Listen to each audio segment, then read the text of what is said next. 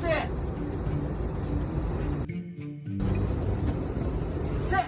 You sit down in our seat, you stay. Don't fight it. There's no way to prove, oh, well, 900,000 people died, but it would have been 2 million. There's no way to prove things like that. But we do know now that the masks allow the virus to go in and around the mask and through the mask. We also know that the 6 feet of separation, that if you're in a room for a long period of time, the virus might travel 20 or 30 feet. The 6 feet didn't do much. But we also know that when we mandated behavior, when you look at the mandates in countries or in states, there was no change in the trajectory of the virus. So if the virus is going up like this, increasing in daily incidence, and you put on a mask mandate, what did the virus do? It kept going. There was no correlation between any of the mandates that government put in place and any change in the incidence of the disease. So it was an utter failure, but it's been so politicized that I don't think Dr. Fauci will ever apologize or admit to the country, but we need to have people like him removed from office because they've been so wrong on so much policy. Everyone's favorite punching bag, Rand Paul, is at it again. This jackaloon has no record of accomplishments in his time in office. He can't even pull a shred of evidence that he's ever worked an honest day's work in his life. Remember that he's the doctor that had to make up his own boards because he couldn't pass the real ones by the American Medical Association. Hard trying to paint Dr. Anthony Fauci as some kind of mischievous warlock, born of the sole purpose to deceive rednecks and imbeciles, that public safety measures are truly secret government plots involving shady agents in dark sunglasses. Hell, I'm not surprised if flying saucers aren't involved in there somewhere in his twisted mind. Racist Rand wants to eliminate all pandemic health and safety rules. Take a look at the simple facts here, Rand. The infection rate is skyrocketing and the death toll is nearing the 1 million mark. This pandemic is a horrible tragedy and every person on this planet wants it to end. And when it does, so will the remaining restrictions. Doesn't it strike you as odd that someone would be so outraged against common sense life-saving measures? What are the restrictions that Rand Paul finds so oppressive?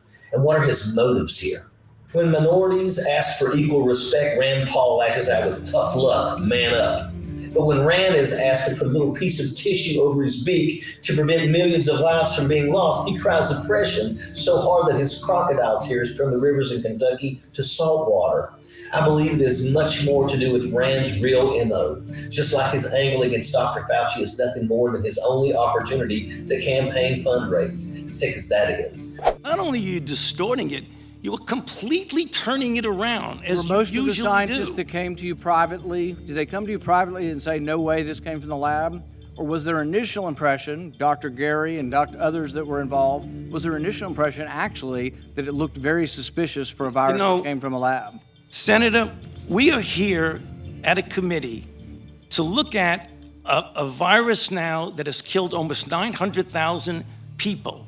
And the purpose of the committee was to try and get things out, how we can help to get the American public. And you keep coming back to personal attacks on me that have absolutely no relevance to reality. Rand wants to convey government as some shadowy whisper of an evil presence that only he can save you from. And let me tell you that that's the pot calling the kettle black. Rand wants to convince you that the COVID vaccine has secret transmitters in it, that it will change your DNA, that it's going to put you in contact with Elvis and probably some mixture of all of the above. The government is always right over your shoulder, that creaky sound under your basement steps, that howling noise in the wind. The government has their eyes on you. And let me clarify this for all of you out there. The government has no interest to spy on you because the truth is you're not that really interesting.